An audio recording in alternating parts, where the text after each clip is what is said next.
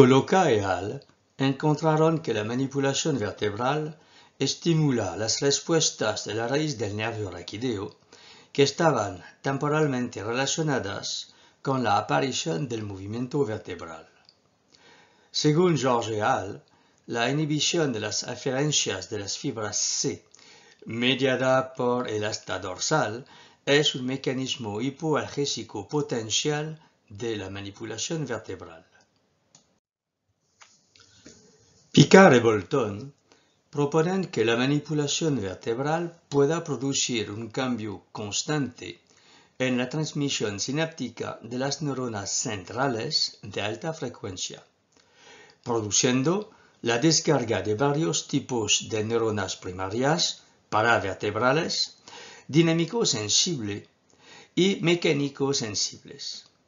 Según Goertz et al., la manipulación placebo a corto plazo no modificó las funciones sensoriomotoras según lo medido por el balanceo postural y la respuesta a la carga repentina en este estudio. El modelo de Bialowski et al.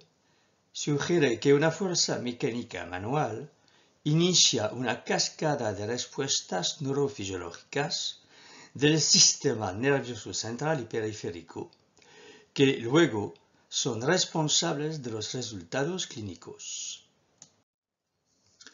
Aquí podemos ver una tabla recapitulativa de la clasificación según Besson y Couch de las terminaciones nerviosas receptivas y sus fibras nerviosas correspondientes. La manipulación vertebral estimula las aferencias del uso neuromuscular, es decir, las aferencias del grupo 1A y posiblemente del grupo 2. Según Irving Corr, la manipulación vertebral aumenta la movilidad articular al producir una serie de impulsos en las aferencias del uso neuromuscular y las aferencias de las fibras de pequeño diámetro que acaban silenciando las motoneuronas gamma facilitadas. La descarga de la motoneurona gamma está elevada en los músculos de los segmentos vertebrales que responden a la manipulación vertebral. Este modelo teórico muestra los componentes que describen las relaciones entre la manipulación vertebral, la biomecánica segmentaria, el sistema nervioso y la fisiología, según Picard. Los hallazgos de Picard y Wheeler demuestran que la manipulación vertebral modifica la descarga de las aferencias del grupo 1 y 2. Para Picard y Wheeler, los usos neuromusculares y los órganos tendinosos de Golgi de los músculos multifidus y longissimus durante la manipulación vertebral lumbar no están activados en reposo, pero se activaron más por el impulso de la manipulación vertebral que por la carga estática preparatoria del impulso. Su silencio se reanudó al final de la manipulación. La descarga de alta frecuencia de la entrada de los usos neuromusculares puede afectar la entrada descendente de las motoneuronas gamma. Además, la entrada de las neuronas del grupo 3 y 4 de diámetro menor puede afectar a las motoneuronas. Las aferencias que Cavanagh et al. Registraron durante una manipulación probablemente fueron del grupo 3 y o del grupo 1. Picard y MacLean, durante la manipulación, registraron aferencias de la cápsula facetaria que respondieron de forma gradual a la dirección de una carga no nociceptiva aplicada a la articulación.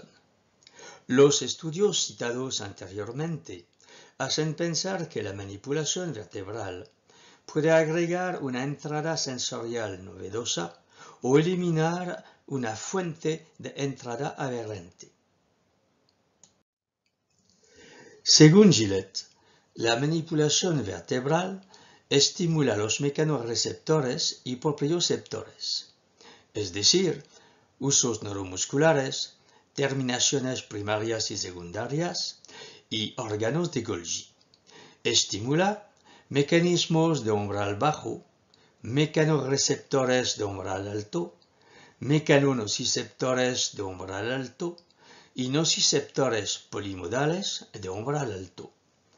Por lo tanto, todas las clasificaciones de las neuronas sensoriales, es decir, las fibras del grupo 1A, 1B, 2, 3 y 4, podrían verse afectadas teóricamente por la manipulación vertebral. Picard y MacLean indican que la entrada sensorial gradual de los tejidos que rodean la articulación facetaria podría provocar respuestas musculares reflejas como las medidas por Inda Leal. Según Cao et al., las manipulaciones vertebrales provocan cambios sostenidos en la señal neuronal periférica debido a la transmisión de carga alterada en el entorno mecánico local. Los desplazamientos durante el thrust producen aumentos de la descarga en el reposo de los usos neuromusculares paraespinales.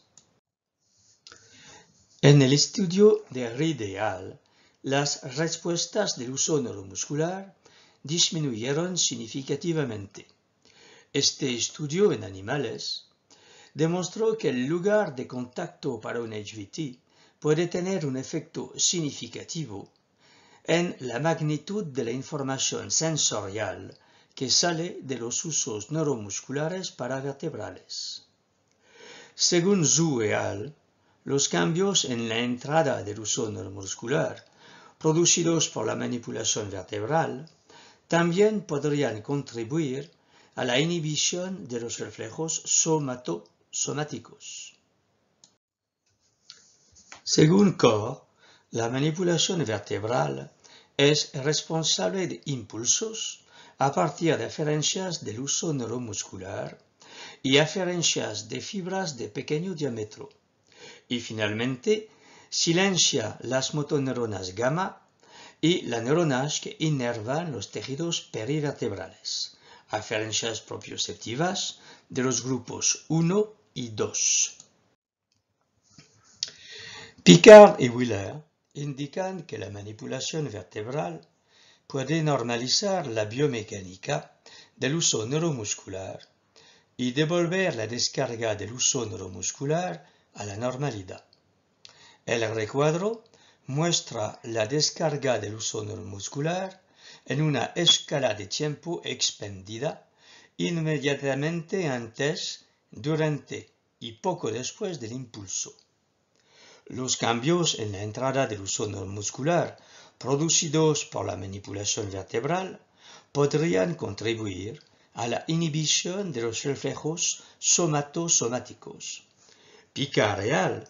Indican que la duración y la amplitud de una manipulación vertebral provocan un patrón de descarga de los usos neuromuscular de los músculos paravertebrales diferente de las entradas mecánicas más lentas.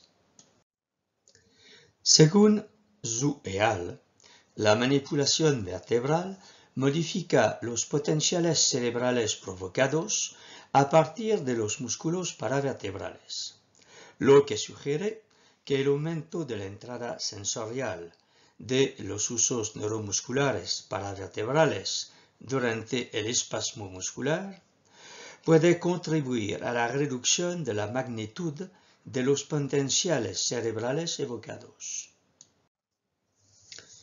El estudio de Reed et al. Examinó el efecto de la duración del impulso del HVT en los umbrales talámicos laterales en respuesta a nociceptores específicos. La duración del impulso de la manipulación vertebral no afectó los umbrales del tronco cerebral. La figura muestra grabaciones electrofisiológicas, fila inferior, de respuestas a estímulos electrónicos del raquis lumbar, fila superior, en el núcleo dorsal ventral. En el estudio de Meyer et al., la estimulación de las apófisis espinosas lumbares produjo respuestas neuronales bilaterales en las partes mediales del giro postcentral, S1, corteza somatosensorial secundaria, S2, partes posteriores de la corteza insular y el cerebro. Las estimulaciones del pulgar produjeron una actividad solo en las partes laterales contralaterales de S1. El presente estudio demuestra que la aplicación de una presión posterior-anterior en la apófisis espinosa lumbar produce cambios neuroplásticos en sujetos con dolor lumbar crónico. La foto de la izquierda muestra que la estimulación provocó una actividad cerebral bien pronunciada dentro de la corteza somatosensorial primaria, S1, por estimulaciones lumbares.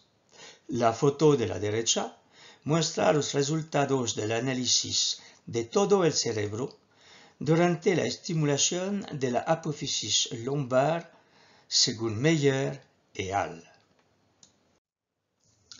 En el estudio de Reed et al., aumentaron significativamente las respuestas del uso neuromuscular durante el HVT. Los números representan el número de aferencias con su campo receptivo en esta ubicación. La vista A corresponde a una vista dorsal y la B es una vista en sección transversal alineada.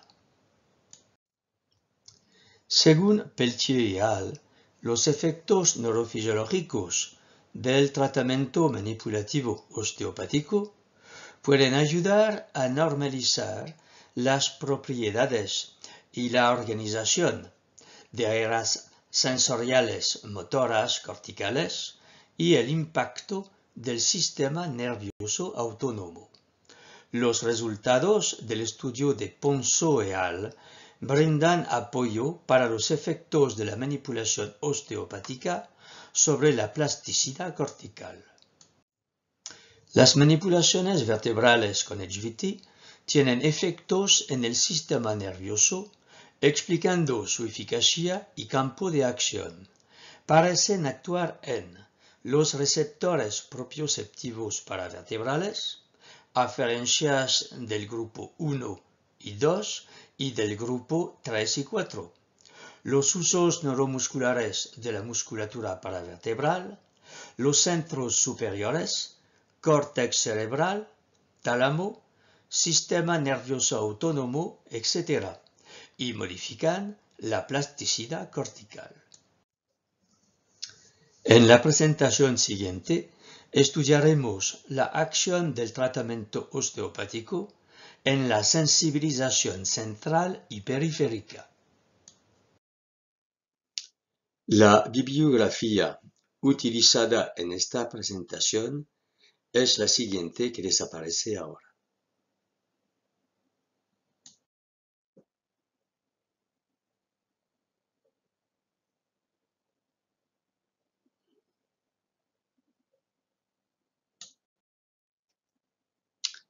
Una búsqueda en PubMed les permitirá encontrar más artículos que los que he puesto en esta presentación. Les agradezco su atención.